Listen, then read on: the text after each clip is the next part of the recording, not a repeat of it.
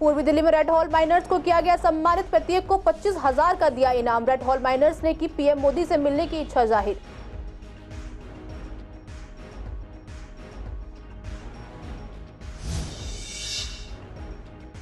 Police ने 3 शातिर लुटेरों को किया गिरफ्तार। बैग, आई कार्ड और एक स्कूटी हुई बरामद। गार्ड का मुंह दबाकर लूटा था बैग।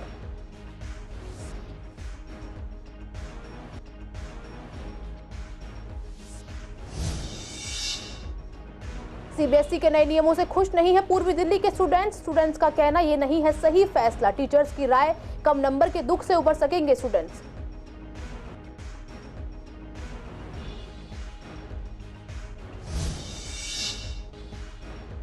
पूर्वी दिल्ली के खंभों की लाइट्स की हालत है बेहद खराब। इन खंभों की तरफ नहीं है पीडब्ल्यूडी का कोई ध्यान। जनता का कहना कभी भी हो सकता है हादसा।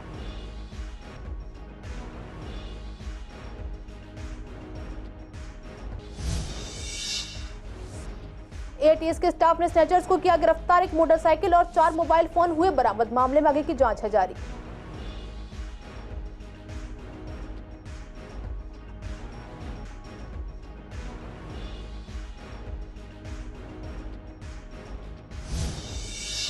नमस्कार, आप देख रहे हैं सीसीएन लाइव। मैं हूं आपके साथ काजल चौधरी। स्वागत है आपका हमारे खास कार्यक्रम पूर्वी दिल्ली खास में। कुछ खास खबरों के साथ करते हैं बुलेटिन की शुरुआत।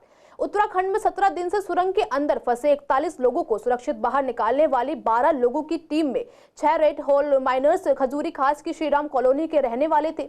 बीजेपी के प्रदेश अध्यक्ष वीरेंद्र सचदेवा और उत्तर पूर्वी दिल्ली के सांसद मनोज तिवारी ने श्रीराम कॉलोनी के गौरीशंकर मंदिर में आयोजित एक कार्यक्रम में सम्मानित किया और प्रत्येक को 25,000 का नगद पुरस्कार भी दिया।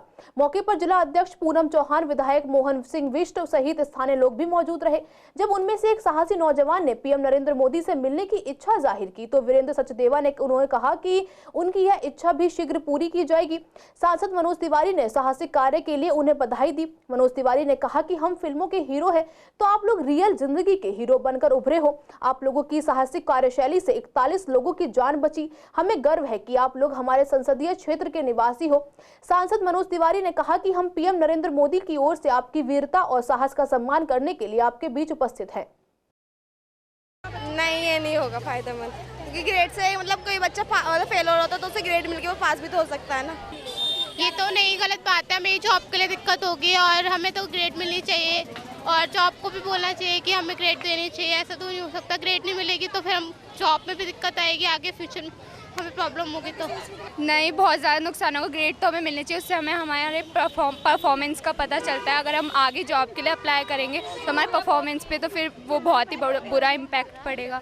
यस, बहुत प्रॉब्लम होगी। हमें ग्रेड तो मिलनी चाहिए। सिर्फ एक मार्क्स ही डिपेंड नहीं करता ना, ग्रेड भी डिपेंड करता है। मार्क्स सब कुछ नहीं होता, मतलब ग्रेड से पता चलता है, हमें अपना लेवल पता चलता है कि हम किस लेवल पे हैं। 90 से 100 के बीच में होता है तो A+ ग्रेड होता है, जैसे उस टाइप मतलब ग्रेडिंग सिस्टम B, C ऐसे मतलब एक लेवल रहता है कि हाँ हमारा जैसे कि अगर हम हैं तो मतलब नॉर्मल लेवल पे B, C इतने पे लेवल पे होंगे। ग्रेडिंग से बच्चों को ना मोटिवेशन तुरंत के तुरंत मिल जाती है। उन्होंने वो चीज़ ख़त्म कर दिया है तो बच्चों को कहीं ना कहीं मतलब फाइनल एग्ज़ाम की वो मतलब वेट करना पड़ेगा उसके बाद।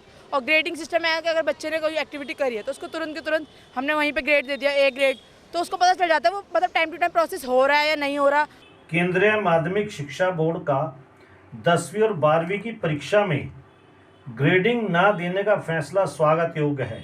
इसका सबसे बड़ा फ़ायदा ये होगा कि बच्चों के दिमाग में जो एक तनाव बना रहता था कि मेरा A ग्रेड आना चाहिए, B ग्रेड आना चाहिए या C ग्रेड आना चाहिए, उससे बच्चों को छुट्टी मिलेगी।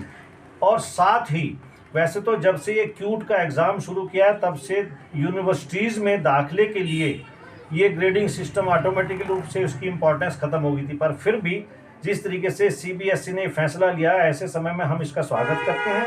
हाँ, एक बात ज़रूर जो उन्होंने कही है कि भाई जो बच्चा जो एग्ज़ाम देगा उसमें जो भी बेस्ट 5 होंगे उसके हिसाब से जो एम्प्लॉयर होगा या जो कोई और ऐसी एजेंसी होगी जहाँ पे उसने दाखिला लेना है वो अपने आप तय करेगा। इससे बच्चा निश्चित रूप से उस तनाव से, उस डिप्रेशन से बिल्कुल मुक्त हो जाएगा। पूर्वी दिल्ली के थाना पांडव नगर में 3 शातिर लुटेरों को गिरफ्तार किया गया। लुटेरों के पास से बैग, आई कार्ड और एक स्कूटी बरामद हुई।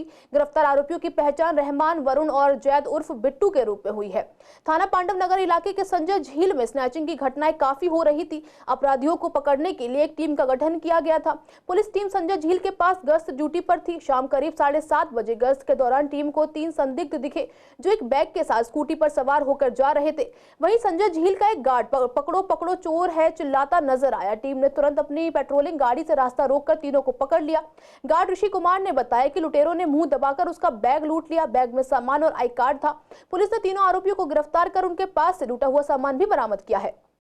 सीबीएसई द्वारा 10वीं और 12वीं के छात्रों के लिए आए नए नियम पर पूर्वी दिल्ली के स्टूडेंट्स का कहना है कि ये सही नहीं है कि हमें डिवीजन, रैंक या मार्क्स नहीं दिए जाएं। स्टूडेंट्स इस बदलाव से खुश नहीं हैं। साथ ही स्टूडेंट्स भी जो मेहनत करते हैं उस हिसाब से उन्हें डिस्टिंक्शन मिलता है तो अलग ही खुशी महसूस होती है। वहीं टीचर्स का कहना है कि इससे बच्चों में तनाव कम होगा। साथ ही एक दूसरे के प्रति जो कम नंबर आने वाले बच्चों को दुख होता है उससे भी स्टूडेंट्स उबर सकेंगे। नहीं, ये नहीं होगा फायदेमंद, क्योंकि ग्रेड से मतलब कोई बच्चा फेल हो रहा था तो उसे ग्रेड मिलके वो पास भी तो हो सकता है ना। ये तो नहीं, गलत बात है। मेरी जॉब के लिए दिक्कत होगी और हमें तो ग्रेड मिलनी चाहिए और जॉब को भी बोलना चाहिए कि हमें ग्रेड देनी चाहिए। ऐसा तो नहीं हो सकता, ग्रेड नहीं मिलेगी तो फिर हम जॉब में भी दिक्कत आएगी, आगे फ्यूचर में हमें प्रॉब्लम होगी। तो नहीं, बहुत ज़्यादा नुकसान होगा। ग्रेड तो हमें मिलनी चाहिए, उससे हमें हमारे परफॉर्मेंस का पता चलता है। अगर हम आगे जॉब के लिए अप्लाई करेंगे तो हमारे परफॉर्मेंस पे तो फिर वो बहुत ही बुरा इम्पैक्ट पड़ेगा। यस, बहुत प्रॉब्लम होगी। हमें ग्रेड तो मिलनी चाहिए। सिर्फ एक मार्क्स ही डिपेंड नहीं करता ना, ग्रेड भी डिपेंड करता है। मार्क्स सब कुछ नहीं होता, मतलब ग्रेड से पता चलता है, हमें अपना लेवल पता चलता है कि हम किस लेवल पे हैं। 90 से 100 के बीच में होता है तो A+ ग्रेड होता है, जैसे उस टाइप मतलब ग्रेडिंग सिस्टम B, C ऐसे मतलब एक लेवल रहता है कि हाँ हमारा जैसे कि अगर हम हैं तो मतलब नॉर्मल लेवल पे B, C इतने पे लेवल पे होंगे। ग्रेडिंग से बच्चों को ना मोटिवेशन तुरंत के तुरंत मिल जाती है। उन्होंने वो चीज़ ख़त्म कर दिया है तो बच्चों को कहीं ना कहीं मतलब फाइनल एग्ज़ाम की वो मतलब वेट करना पड़ेगा उसके बाद। और ग्रेडिंग सिस्टम है कि अगर बच्चे ने कोई एक्टिविटी करी है तो उसको तुरंत के तुरंत हमने वहीं पे ग्रेड दे दिया, A ग्रेड, तो उसको पता चल जाता है वो मतलब टाइम टू टाइम प्रोसेस हो रहा है या नहीं हो रहा।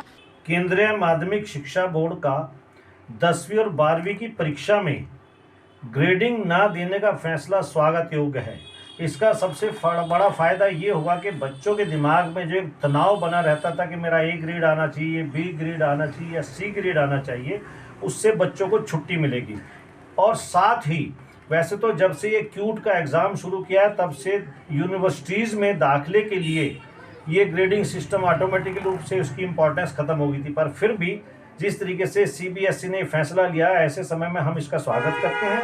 हाँ, एक बात ज़रूर जो उन्होंने कही है कि भाई जो बच्चा जो एग्ज़ाम देगा उसमें जो भी बेस्ट 5 होंगे उसके हिसाब से जो एम्प्लॉयर होगा या जो कोई और ऐसी एजेंसी होगी जहाँ पे उसने दाखिला लेना है वो अपने आप तय करेगा। इससे बच्चा निश्चित रूप से उस तनाव से, उस डिप्रेशन से बिल्कुल मुक्त हो जाएगा। पूर्वी दिल्ली में विभाग द्वारा जगह जगह बिजली के लाइट्स के खंभे लगाए जाते हैं, लेकिन उन खंभों को लगाने के बाद उनकी क्या स्थिति है या फिर ये खंभे किस हाल में है, इनकी ओर किसी का ध्यान नहीं जाता है। ऐसा ही हाल पूर्वी दिल्ली में कई जगह पर लगे हुए बिजली के पोल का है। लोगों का कहना है कि इन पोल्स की तरफ पीडब्ल्यूडी का कोई ध्यान नहीं रहता है, जिसकी वजह से ये जगह जगह खुले पड़े रहते हैं और इनकी तारें भी बाहर निकली रहती हैं, जिससे कभी भी कोई भी हादसा हो सकता है, लेकिन कोई सुनवाई नहीं होती है। पूर्वी दिल्ली एटीएस के स्टाफ ने एक स्नैचर को गिरफ्तार किया है। उसके पास एक मोटरसाइकिल और 4 मोबाइल फोन बरामद हुए हैं। डीसीपी अमृता गुगलोत ने बताया कि गिरफ्तार आरोपी की पहचान सोनू के रूप में हुई है। एटीएस को गुप्त सूचना के आधार पर इंस्पेक्टर गौरव चौधरी के नेतृत्व में टीम ने कल्याणपुरी इलाके में एलबीएस अस्पताल के पास जाल बिछाया और एक मोटरसाइकिल के साथ एक आरोपी को पकड़ लिया। मोटरसाइकिल की नंबर जांच करने पर थाना कल्याणपुरी से चोरी की पाई गई थी। पुलिस मामले में आगे की जांच कर रही है। पूर्वी दिल्ली के पश्चिमी जगतपुरी से स्कूटी के चोरी होने का मामला सामने आया है। जांच के दौरान पुलिस की क्रैक टीम ने ASI Mursaleen Khan, head constable Rajvardhan, head constable Rokendra Kumar को घटनास्थल से सीसीटीवी कैमरों की जांच करने और स्थानीय जांच करने का निर्देश दिया गया।